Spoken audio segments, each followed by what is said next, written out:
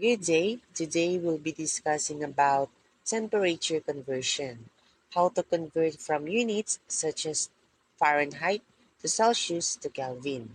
So, let's start first with a basic. Let's say we have a temperature of 100 degrees Celsius. How can we convert the temperature into Fahrenheit?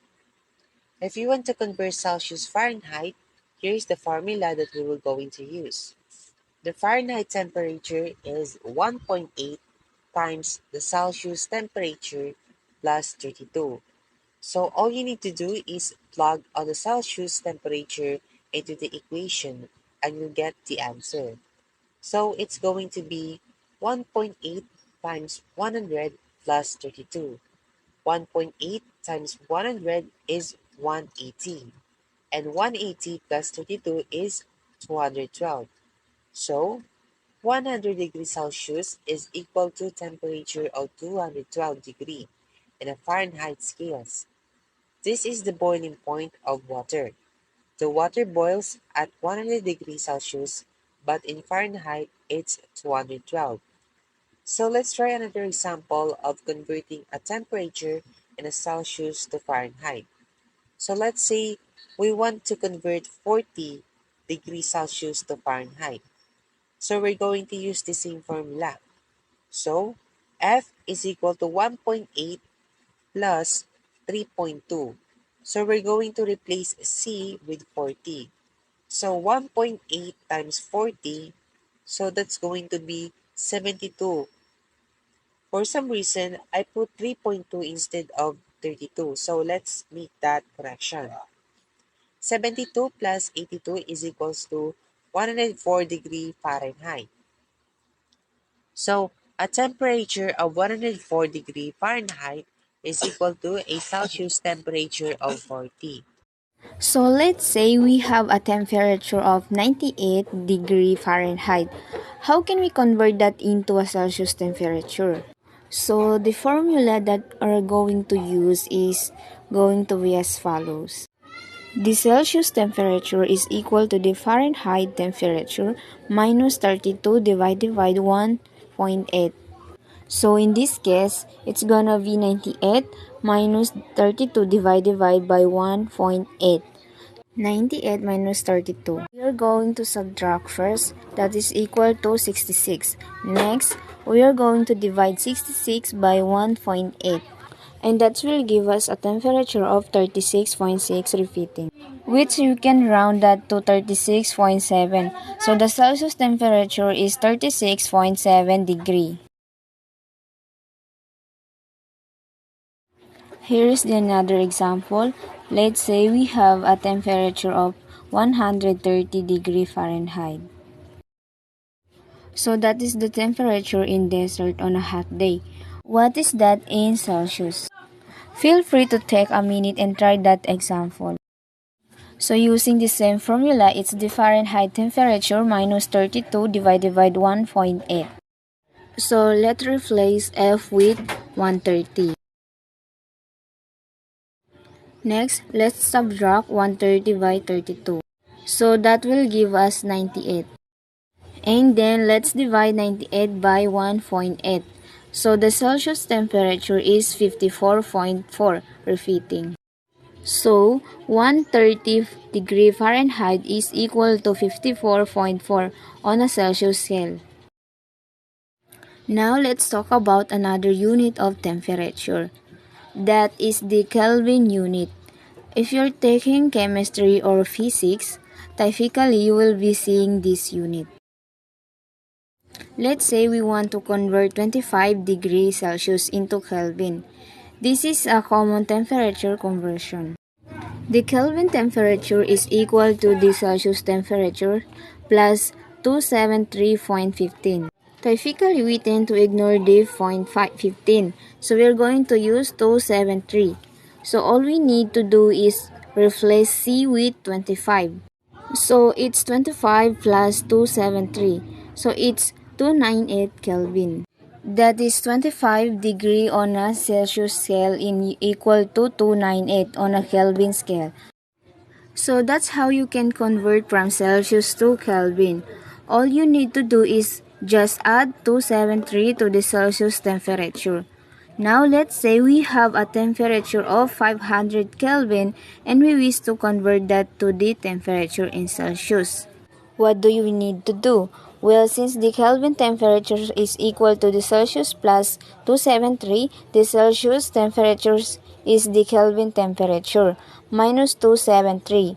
So it's going to be 500 Kelvin minus 273, and so that's 227 degrees Celsius.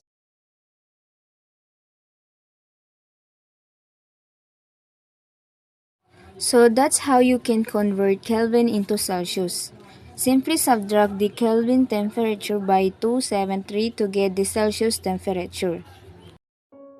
Have a pleasant day to each and everyone, especially to our beloved instructor, Ma'am Norhaya Balawag. Ma'am, I am Sanday Baby A from the SP3A, and the topic that I am going to discuss is all about the linear expansion.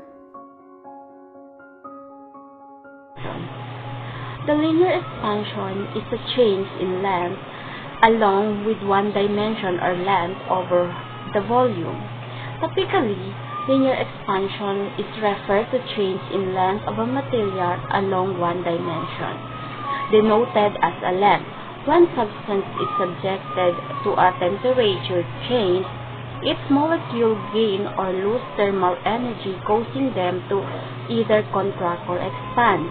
Karaniwan, ito ay iniugnay sa coefficient linear expansion, isang konseptong espesipiko sa bawat material na nagtatakda kung gaano karaming pagbabago sa haba ng material ang nangyayari sa bawat unit ng pagbabago ng isang temperatura o temperature.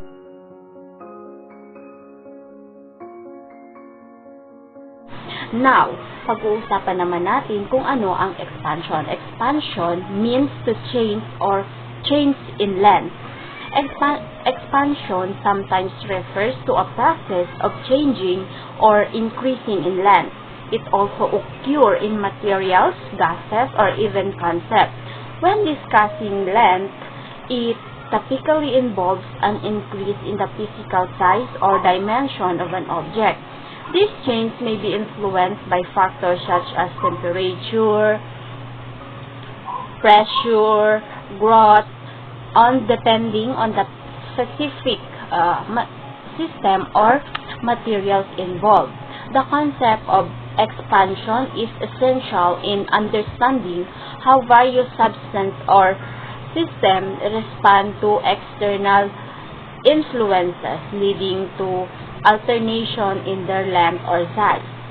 Now, let's talk about what is coefficient of linear expansion. It is a rate of change for unit length per unit degree in temperature. It is a measure that qualifies how much a material's length changes per unit degree change in temperature. It represents the rate of change of unit length with respect to the temperature. Ang coefficient na ito ay nagspesipika sa bawat material at nagbibigay ng mahalagang impormasyon ukol sa kung paano kumilos ang mga material sa pag-expand o pag-contract batay sa pagbabago ng temperatura. Mari yung temperature nito is nagbago o hindi. So, dito natin malalaman sa pamamagitan ng tinatawag na coefficients of linear expansion. Now, the last one is the cohesive force. It is a force that binds two or more atoms. Ibig sabihin, dito binabind ng cohesive force yung sa dalawang atoms. Cohesive force is the attractive force that binds two or more atoms together with a molecule or substance. It arises from the interaction between molecules where positive and negative charges attract each other. These forces is essential for maintaining the structural integrity and stability of substance. However, the greater the cohesive force, the expansion will be low for a given increase in temperature. That will be all. Thank you for listening.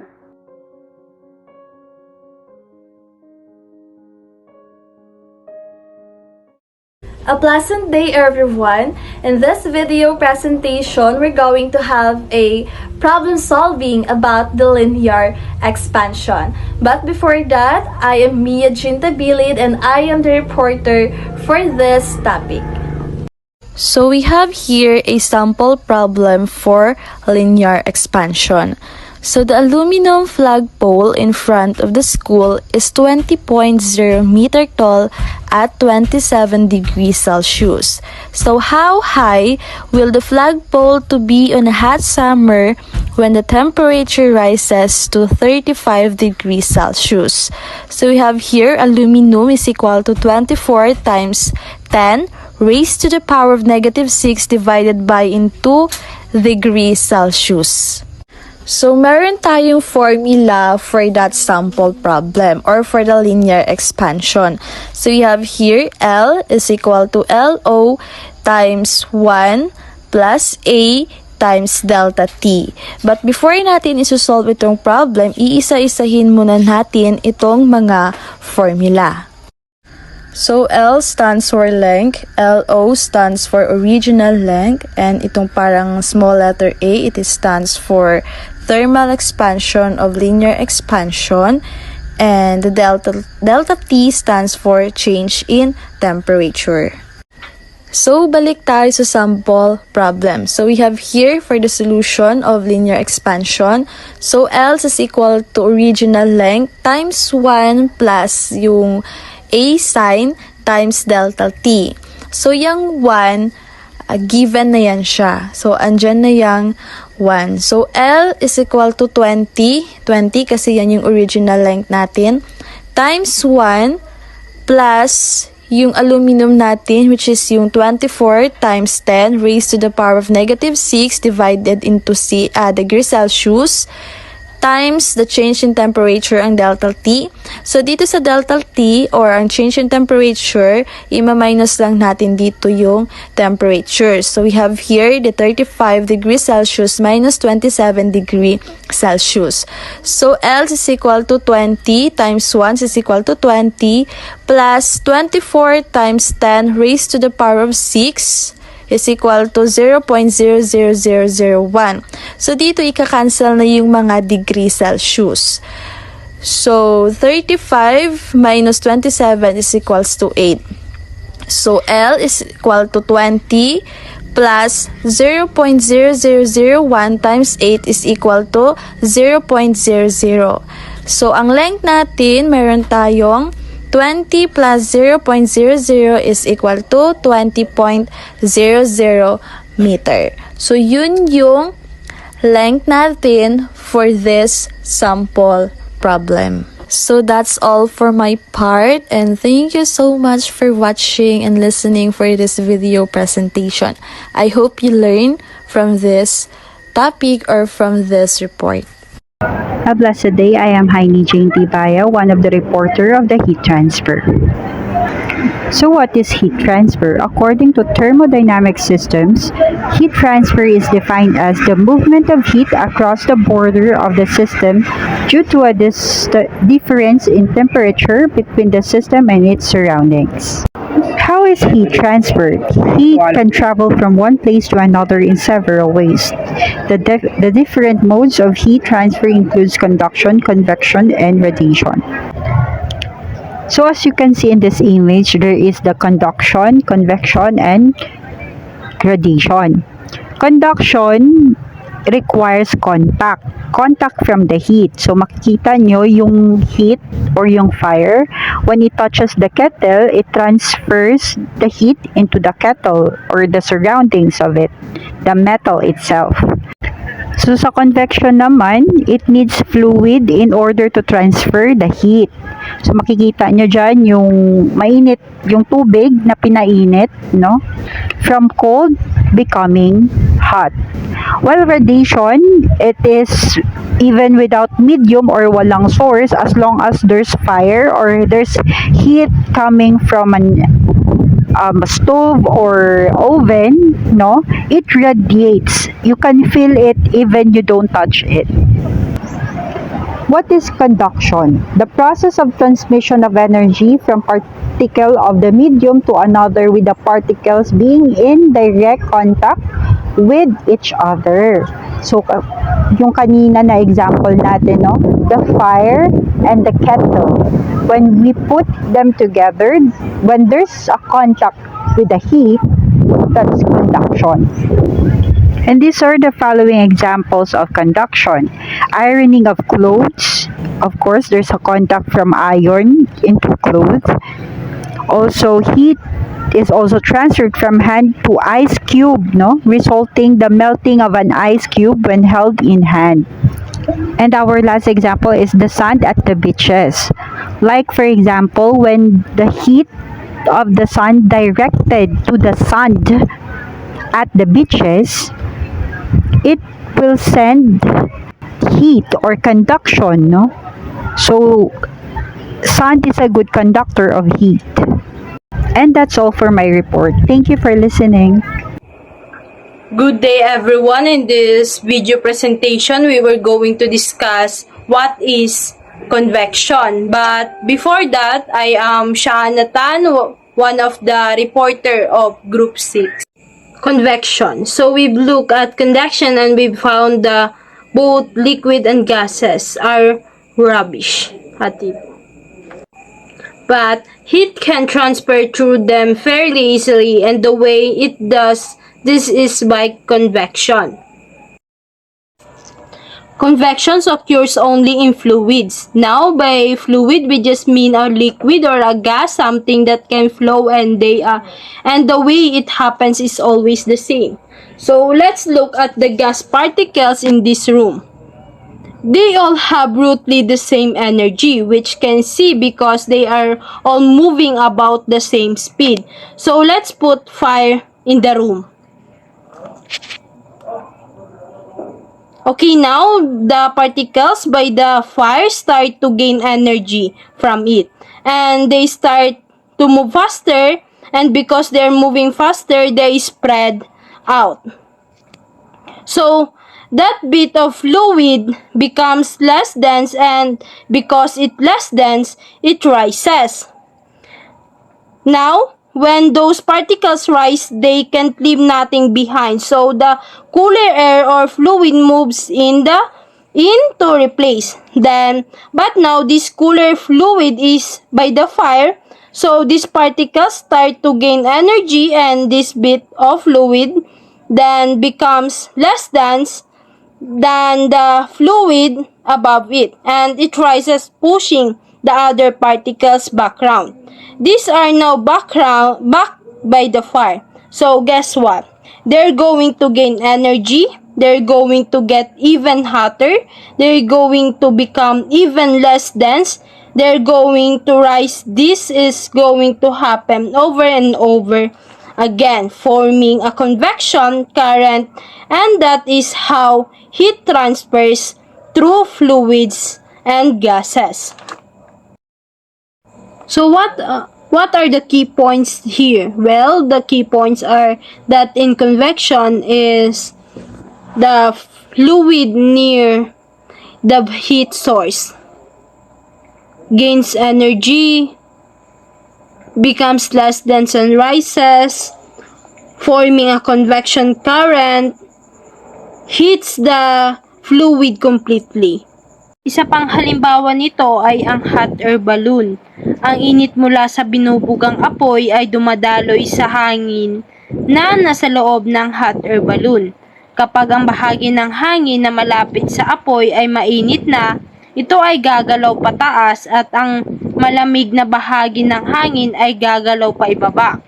Paulit-ulit ang prosesong ito hanggang sa tuluyan ng mainit ang lahat ng hangin sa loob ng hot air balloon. Assalamualaikum warahmatullahi ta'ala wabarakatuh. My name is Dato' Alnor Ryan A. Omar, and for today we will tackle about radiation. Understanding radiation heat transfer. Radiation. Thermal radiation as radiant heat generated by emission of electromagnetic waves. Radiation or radiant heat is a part of our daily lives. This is through thermal radiation. So what is thermal radiation? Thermal radiation occurs due to the random movement of molecules in matter. Charged electrons and protons play a role in emitting electromagnetic radiation. Imagine the invisible dance of particles producing radiant heat. Okay, what is radiant heat transfer? Radiant heat transfer is measured using a device called thermocouple, which assesses temperature. Acknowledge the possibility of errors in temperature measurement during radiation heat transfer. And last, this is the example of radiation. Okay, first is microwave. Radiation in oven heats our food. And the last one is UV rays. From the sun and alpha particles released from uranium-238 decay are natural radiation occurrence. And that's all for my report. Thank you for listening.